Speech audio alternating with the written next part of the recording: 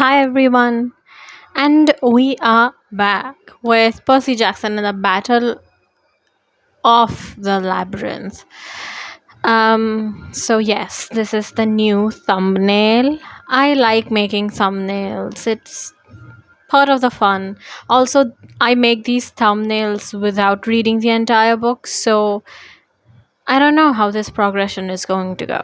But apparently that is the thumbnail and it's not going to change. So, a lot has happened. Tyson is here. Sweet, sweet boy. Annabeth is not exactly talking to Percy.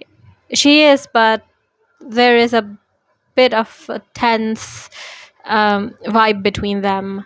Clarice and Annabeth are friends. Percy just found out where Nico is, and apparently, this ghost thing is provoking Nico into choosing the sides. And he got that call from Underworld, so the chances are that either Hades or somebody there wants Percy to win. It could be Hades. I mean, he doesn't like his father either, so things are there. Anyway, let's get started with another book. As you can see, it's going to be one chapter each day because the chapters are long, but who cares about it, right? As long as you get the Percy content and as long as I can make the content, it works amazingly. So let's get started with chapter 3. We play tag with scorpions. Every time I open a chapter and it's one thing or the other, seriously, Percy, can you really not have a quieter life? The next morning, there was a lot of excitement at breakfast. Apparently, around 3 in the morning, an Ethiopian dracon had been spotted at the borders of camp. I was so I was so exhausted I slept right through the noise. The magical boundaries had kept the monster out, but it prowled the hills looking for the weak spots in our defenses. And it didn't seem anxious to go away until Lee Fletcher from Apollo's cabin led a couple of his siblings in pursuit. After a few dozen arrows lodged in the chinks of the dracon's armor, it got the message and withdrew. It's still out there, Lee warned us during announcements. 20 arrows in its hide, and we just made it mad. The thing was 10 meters long and bright green eyes. Its eyes, ugh, he shuddered. You did well, Lee. Chiron patted him on the shoulder. Everyone stay alert, but stay calm. This has happened before. Aye, Quintus said from the head of the table, and it will happen again, more and more frequently. The campers murmured among themselves. Everyone knew the rumors. Luke and his army of monsters were planning an invasion of the camp. Most of us expected it to happen this summer, but no one knew how or when. It didn't help that our attendance was down. We only had about 80 campers. 3 years ago, when I'd started, there had been more than 100. Some had died, some had joined Luke, some had just disappeared. This is a good reason for new war games, Quintus continued, a glint in his eyes. We'll see how you all do with that tonight. This Quintus item, I find him very shady. I don't know. I just cannot put a finger on why, but he just gives me the wrong vibes. Yes, Chiron said. Well, enough announcements. Let us bless this meal and eat. He raised his goblet. To the gods. We all raised our glasses and repeated the blessing. Tyson and I took our plates to the bronze brazier and scraped a portion of our food into the flames. I hoped the gods liked raisin toast and Cheerios. Poseidon, I said. Then I whispered, help me with Nico and Luke and Grover's problem. There was so much to worry about, I could have stood there all morning, but I headed back to my table. Once everyone was eating, Chiron and Grover came over to visit. Grover was bleary eyed. His shirt was inside out. He slid his plate onto the table and slumped next to me. Tyson shifted uncomfortably. I will, um, go polish my fish ponies. He lumbered off, leaving his breakfast half eaten. Chiron tried for a smile. He probably wanted to look reassuring, but in centaur form he towered over me, casting a shadow across the table. Well, Percy, how did you sleep? Uh, fine. I wondered why he asked that. Was it possible he knew something about the weird iris message I'd got? I brought Grover over because I thought you two might want to discuss matters. Now, if you'll excuse me, I have some iris messages to send. I'll see you later in the day, Chiron said. He gave Grover a meaningful look, then trotted out of the pavilion. What's he talking about? I asked Grover. He chewed his eggs. I could tell he was distracted because he bit off the tins of his forks, chewed because those down too. He wants you to convince me, he mumbled. Somebody else slid next to me on the bench. Annabeth. I'll tell you what it's about. The labyrinth, she said. It was hard to concentrate on what she was saying because everybody in the dining pavilion was stealing glances at us and whispering. And Annabeth was right next to me. I mean, right next to me. Why do you have to say it like that, Percy? Why? Why? Why? Why? Do you like doing that to us? Do you like doing that to the readers? Give them a flicker of hope and then nothing? Come on, Percy, buck up. You're not supposed to be here, I said. We need to talk, she insisted. But the rules, she knew as well as I did, the campus weren't allowed to switch tables. Satyrs were different. They weren't really demigods, but the half-bloods had to sit with their cabins. I wasn't even sure what the punishment was for switching tables. I'd never seen it happen. If Mr. D had been here, he probably would have strangled Annabeth with magical grape vines or something. But Mr. D wasn't here. Chiron had already left the pavilion. Quintus looked over and raised an eyebrow, but he didn't say anything. Look, Grover is in trouble, Annabeth said. There's only one way we can figure out how to help him. It's the labyrinth. That's what Clarice and I have been investigating. I shifted my weight, trying to think clearly. You mean the maze where they kept the Minotaur back in the old days? Exactly, Annabeth said. So, it's not under the king's palace in Crete anymore, I guessed. The labyrinth is under some building in America. See, it took only it only took me a few years to work things out. I knew that important places moved around the Western civilization, like Mount Olympus being over the Empire State Building and Underworld entrance being in Los Angeles. I was feeling pretty proud of myself. You know what, Percy, if I were you, I would also feel the same way. You're not the only one. Good for you.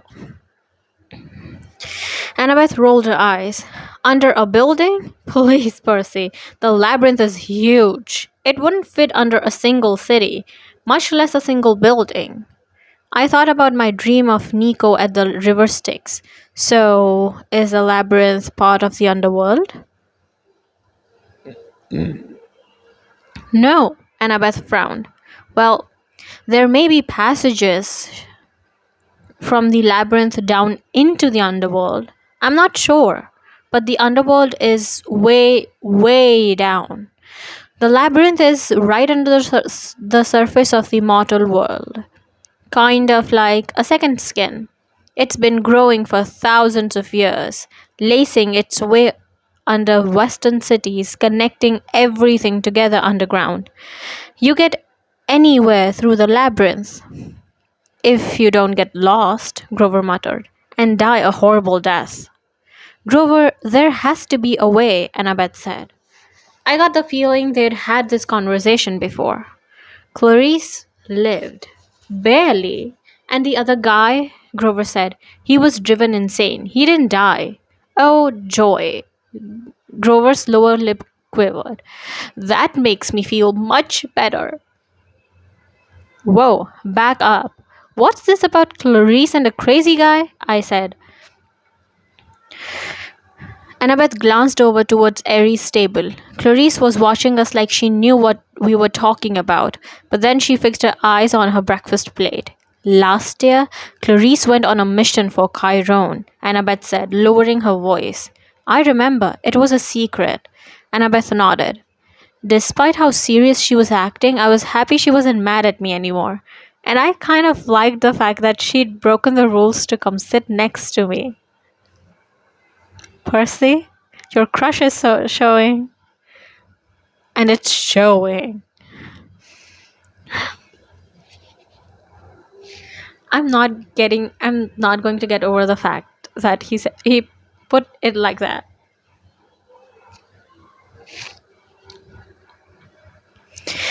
It was secret, Annabeth agreed, because she found Chris Rodriguez, the guy from the Hermes cabin. I remembered him from 2 years ago. We'd eavesdropped on Chris Rodriguez aboard Luke's ship, the Princess Andromeda. Chris was one of the few half-bloods who'd abandoned camp and joined the Titan Army. Yeah, last summer he just appeared in Phoenix, Arizona, near Clarice's mom's house, Annabeth said. What do you mean he just appeared? He was wandering around the desert in 50 degrees in full Greek armor, babbling about string. String, I said.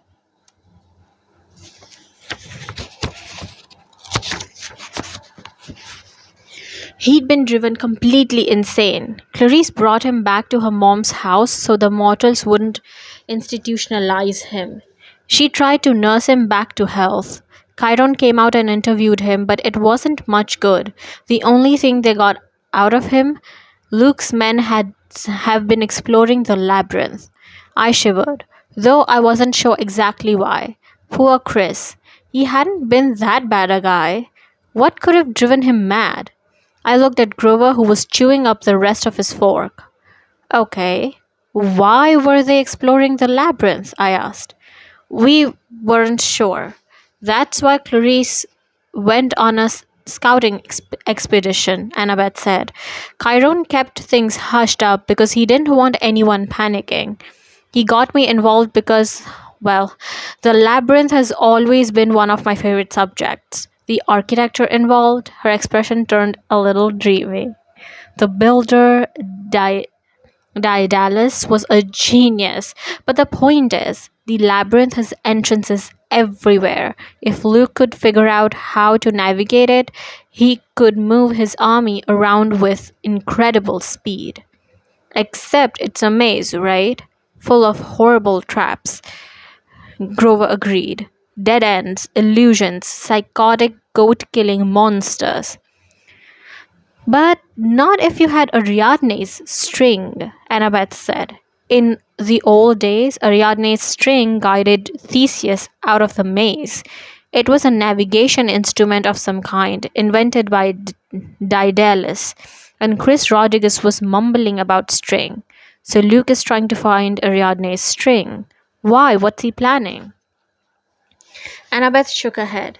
I don't know. I thought maybe he wanted to invade camp through the maze, but that doesn't make any sense. The closest entrance Clarice found were in Manhattan, which wouldn't help Luke get past our borders.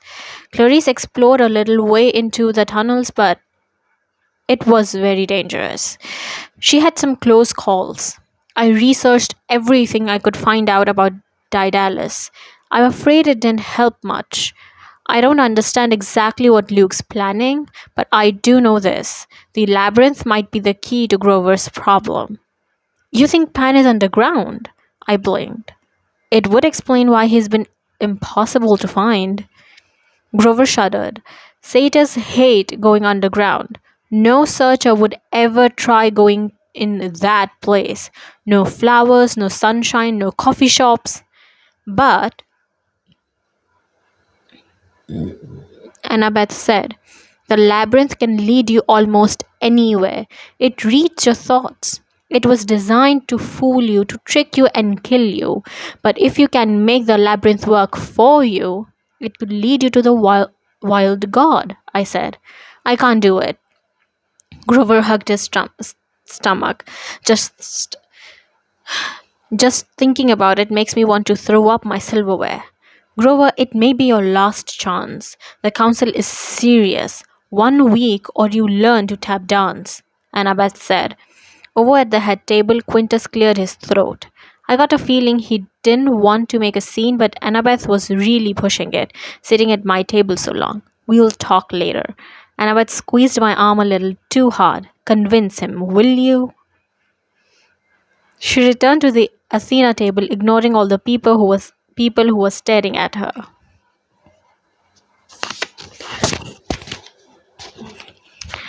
You know, I don't know why, but I think I see Annabeth and Percy being the parents of the group. Anything that happens, they are the authority to make things go and work their way. So, yeah, I really do think they are like the parents of the group. Grover buried his head in his hands. I can't do it, Percy. My searcher's license, Pan, I'm going to lose it all. I'll have to start a puppet theater. Don't say that. We'll figure something out.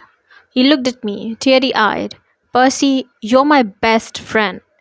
You've seen me underground, in that Cyclops' cave. Do you really think I could? His voice faltered. I remembered the sea of monsters when he'd been stuck in Cyclops' cave. He'd never liked underground places to begin with, but now Grover really hated them. Cyclops gave him the creeps too. Even Tyson. Grover tried to hide it, but Grover and I could sort of read each other's emotions because of this empathy link Grover had made between us. I knew how he felt. Grover was terrified of the big guy. I have to leave, Grover said miserably. Juniper's waiting for me. It's a good thing she finds cowards attractive. After he was gone, I looked over at Quintus. He nodded gravely like we were sharing some dark secret.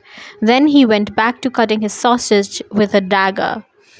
In the afternoon, I went down to the Pegasus stables to visit my friend Blackjack. Yo, boss, he capered around his stall, his black wings buffeting in the air. You bring me some sugar cubes? You know those aren't good for you, Blackjack. Yeah, so you brought me some, huh? Oh my god. I smiled and fed him a handful. Blackjack and I went back a long way. I sort of helped rescue him from Luke's demon cruise ship a few years ago. And ever since he insisted on repaying me with favors. So, we got any quests coming up? Blackjack asked. I'm ready to fly, boss. I patted his nose. Not sure, man. Everybody keeps talking about underground mazes. Blackjack whined nervously. Nuh-uh, not for this horse. You ain't gonna be crazy enough to go in no maze, boss, are ya? You'll end up in the glue factory. You may be right, Blackjack. We'll see. Blackjack crunched down his sugar cubes. He shook his mane like he was having a sugar seizure. Whoa, good stuff. Well, boss, you come to your senses and want to fly somewhere, just give me a whistle. Old Blackjack and his buddies will stampede anybody for ya. I told him I'd keep it in mind. Then a group of younger campers came into the stables to start their riding lessons, and I decided it was time to leave. I had a bad feeling I wasn't going to see Blackjack for a long time. You know, my heart goes for Blackjack. There are so many characters that I love, minor characters that I love. Honestly. That night after dinner, Quintus had us suit up in combat armor like we were getting ready for Capture the Flag, but the mood among the campers was a lot more serious. Oh, also, if you hear the noise, it's Navratri going on, and during the afternoon, we all nap because we stay up till 2:30 in the night after Navratri. So, if you hear the noises, it's Navratri music, nothing more. Sometime during the day, the crates in the arena had disappeared, and I had a feeling whatever was in them had been emptied into the woods. Right, Quintus said, standing on the head of the dining table. Gather round. He was dressed in black leather and bronze.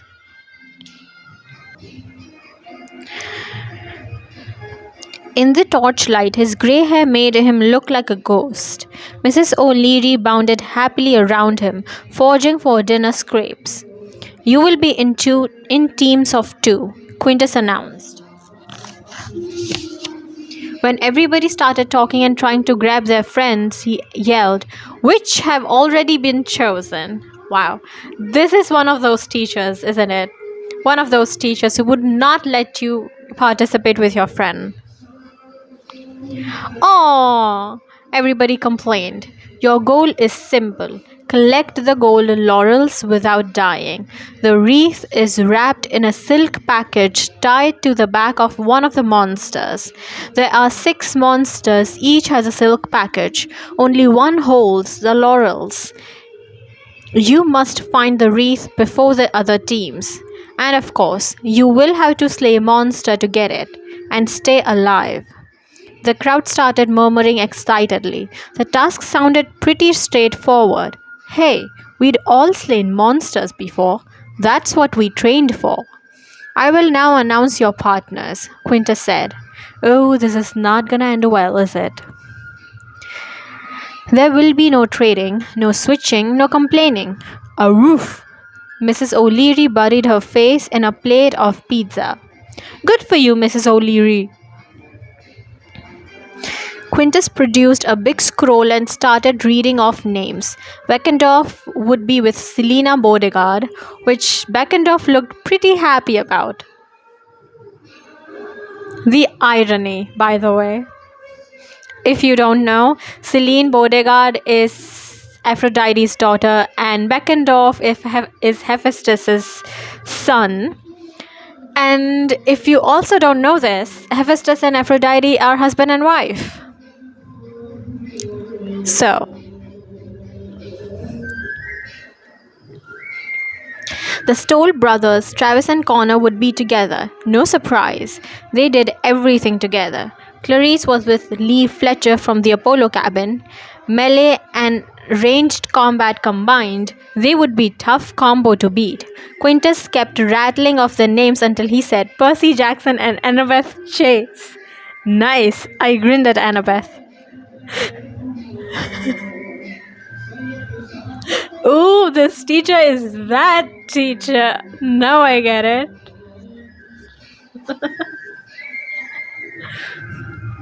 I grinned at Annabeth. Your arm is crooked was her only comment, and she redid my straps for me.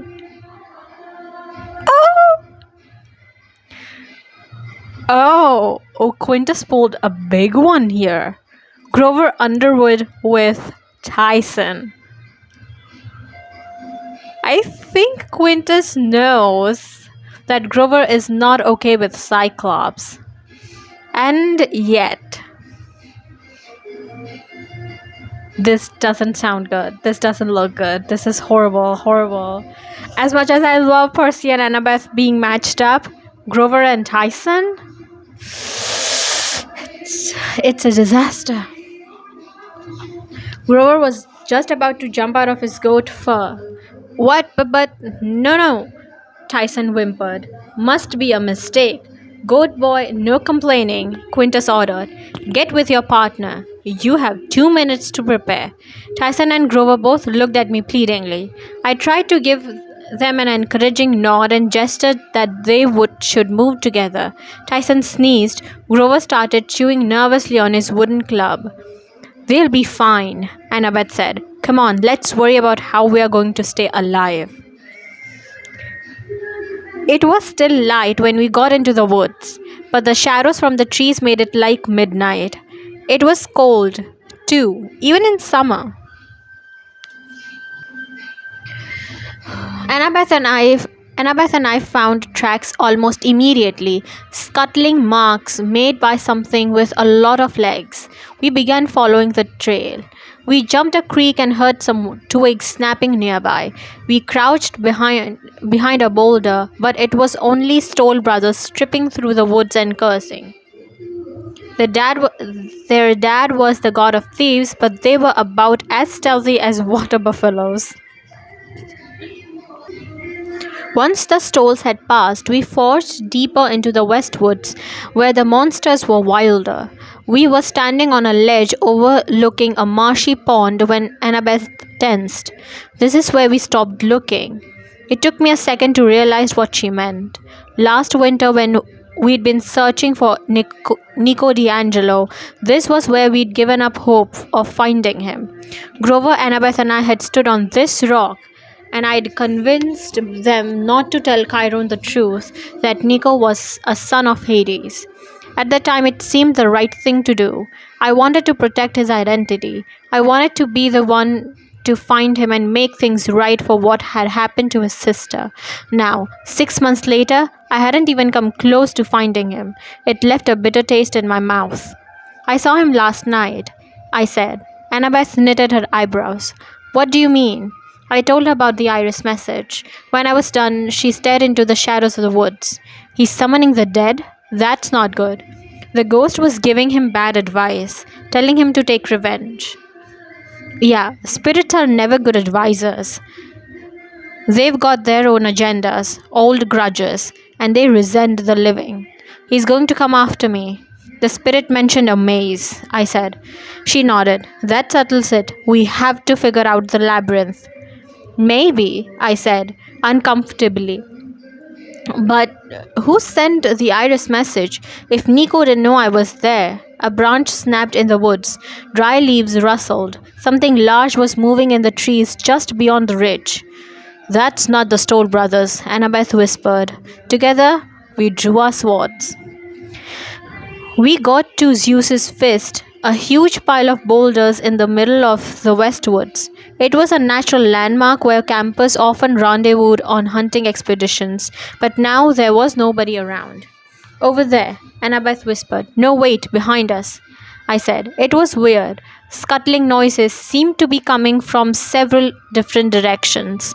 We were circling the boulders, our swords drawn, when someone right behind us said, "Hi." We whirled around and the tree nymph Juniper yelped. "Put those down. Druids don't like sharp blades, okay?" she protested.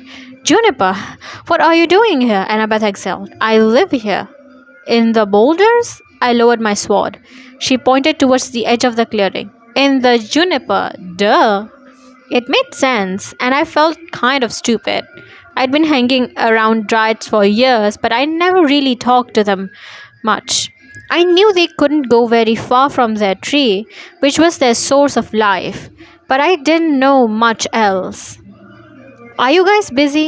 Juniper asked. "Well, we're in the middle of this game against a bunch of monsters and we're trying not to die," I said. "We're not busy. What's wrong, Juniper?" Annabeth said. Juniper sniffled.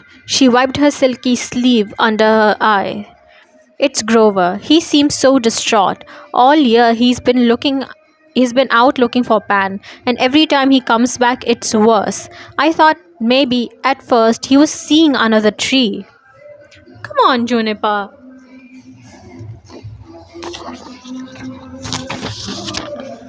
"No," Annabeth said as Juniper started crying. "I'm sure that's not it. He had a crush on a blueberry bush once," Juniper said miserably. "Juniper, Grover would never look at another tree. He's just stressed about his searcher's license," Annabeth said. "He can't go underground," she protested. "You can't let him." Annabeth looked uncomfortable. "It might be the only way to help him, if we just knew where to start." About that." Juniper wiped a green tear off her cheek. Another rustle in the woods, and Juniper yelled, "Hide!" Before I could ask why, she went poof into green mist. Annabeth and I turned. Coming out of the woods was a glistening amber insect, 3 meters long, with jagged pincers, an armored tail, and a sting as long as my sword. A scorpion. Tied to its back was a red silk package. One of us gets behind it, Annabeth said, as the thing clattered towards us. Cut off its tail while the other distracts it in front. I'll take point, I said. You've got the invisibility hat. She nodded. Wow, I haven't heard invisibility hat since last book, I think in third or fourth chapter. And then the invisibility hat thing was like completely gone until now in this third chapter. It feels like a year in book form. Never mind.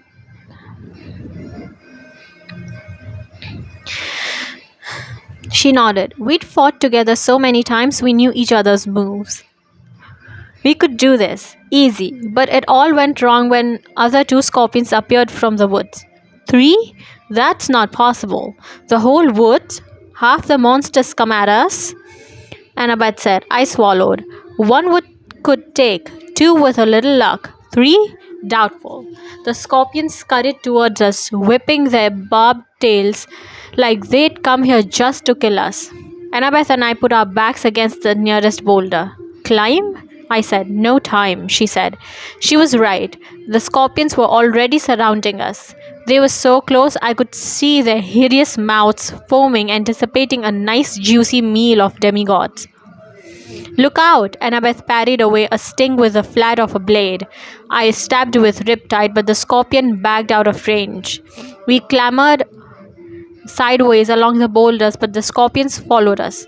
I slashed at another one, but going on the offensive was too dangerous. If I went for the body, the tail stabbed downward. If I went for the tail, the thing's pincers came from either side and tried to grab me.